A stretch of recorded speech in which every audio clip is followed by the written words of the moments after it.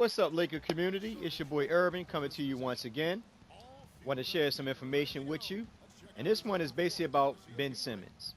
And what it's basically about is the article that I found. This article is not looking from our perspective, but it's more looking in the direction of his coach's perspective. Because keep in mind, remember, we just fans on the outside looking in. Where these coaches, they actually watch them play, they watch them practice, they know more about them. They have more information on them than what we do, and we can sit here and make all types of observations or discussions or opinions according to what we think or according to what the media is portraying, they're putting out there for us to think. So what I want to do is I want to get into this article. I want to share something with you guys, and I want you to just think logical about it and just go from there. But the beautiful thing is this comes out from Michael Pina. He's one of the Los Angeles Lakers lead writers. And the title says, "What if Ben Simmons fall to the Los Angeles Lakers at number 2?" Now, keep in mind, this is from his LSU coach's perspective. So a lot of things in this article will be a little bit of information that a lot of people really didn't know nothing about. So I'm going to get right into it. With the second overall pick in the 2016 NBA draft, the Los Angeles Lakers will likely select whichever franchise-altering prospect the Philadelphia 76ers don't. Louisiana State University Ben Simmons or Duke Brandon Ingram. Either way, they acquire a building block, someone potentially talented enough to lead the organization to sustain championship contention for the next decade. Based on their projected strength and weaknesses, both prospects are compatible with the Los Angeles current roster as well as the new offensive and defensive principle incoming head coach Luke Walton should look to instill. If it's Ingram, great, which everybody know because Ingram can jump right into it, and that's basically what the article is saying, exactly what most of the fans are saying. If it's Ingram, great. He can plug in at small forward and play alongside Julius Randle, D'Angelo Russell, and Jordan Clarkson in a traditional starting lineup on opening night. The 6'9" forward outside shot and length 7'3" wingspan makes him a natural solution for some of LA's ongoing problems. Now I'm gonna do a video on Ingram probably later on in the day or something like that. So just be on the lookout for that. But right now we're talking about Simmons.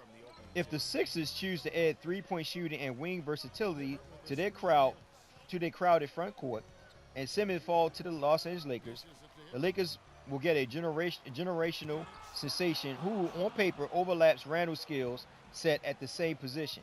Presumably, the Lakers will eventually have to move the ladder for a more complementary piece, someone who can defend the rim and or better space the floor. They talking about Randall now. See, I know a lot of people say, well, him and Randall play the same position. Now, keep in mind, me personally, I think he can play all 5 positions. You know what I mean? Like I said, there's a lot that Simmons can do that we don't really know too much about, only according to what we learn and see throughout media or what we watch on TV, however that may be. But anyway, this is about Randall now. Randall shot 22.9% on mid-range jumpers last season and 27.8% behind the three-point line. Simmons went 1 of 3 beyond the arc in college, which ingrained doubt about how he do in a league that valued outside shooting more and more every day.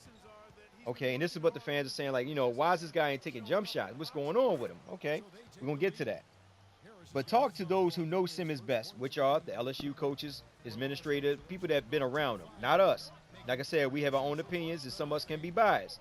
But let's listen to what these guys have to say.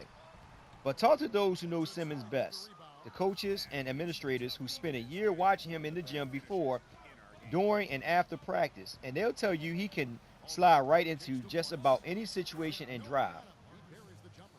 Okay. Now here's what the LSU director of basketball operations, Charlie Leonard, said. He's a better shooter than people know. People perceive it as being a big flaw in his game, but it's not. It's just not something that he had to focus on. I just think that being on a professional level, where it's your job every day, guys that are perceived to have holes in their game usually fill them very quickly. For all the potentially unfound criticism around that jumper, Simmons' strengths are rare. He's a 6'10" phenom who handles the ball and passes like a point guard. Can borrow his way towards the rim anytime he wants and create mismatches all over the floor, both in the both in the half court and transition. Okay, now that was Leonard saying. He averaged 19.2 points, 11.8 rebounds, 4.8 assists, 2.0 steals per game as a freshman. He shot 56% from the floor and 67% from the free throw line, where he led, and posted a 29 players efficiency rating with a 26.4 user rate. The latter numbers wouldn't have been even placed. I'm sorry. The latter numbers wouldn't have even placed in the NBA top 30 this past season. And still, critics harp on the jump shot because it, in theory, unlocks so much for everyone else.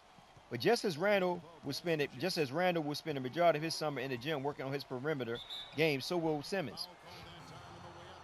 Mechanically, his shot is fine, but he's just so unselfish. He doesn't look to shoot.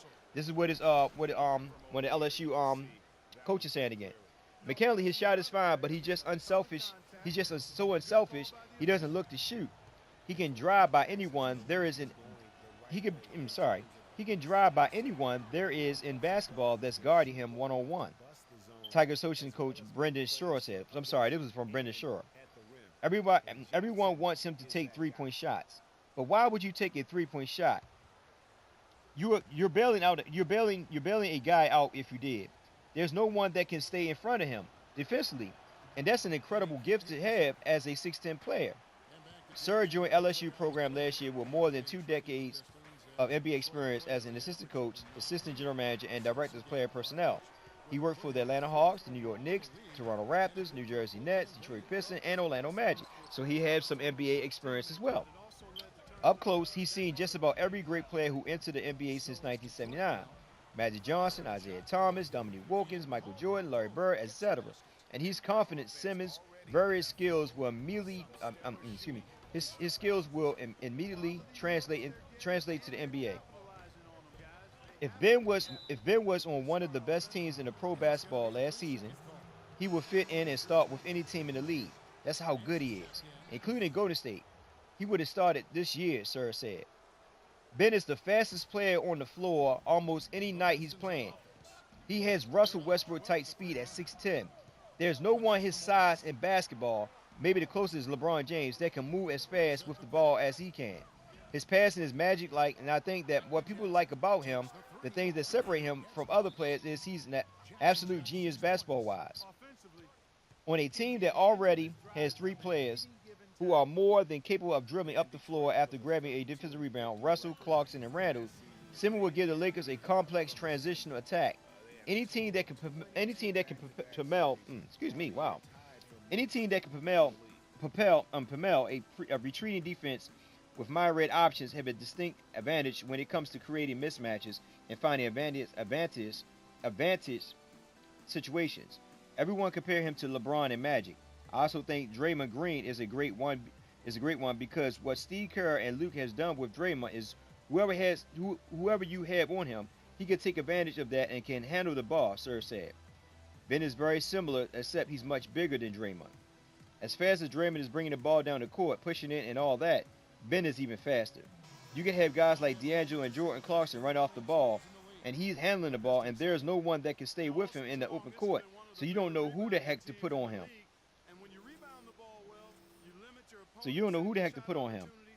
It's a nightmare scenario for any defense and could rekindle the thoughts of Showtime, Golden Age, when Magic ran the show as a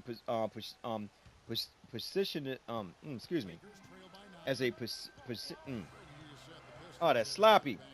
That's sloppy.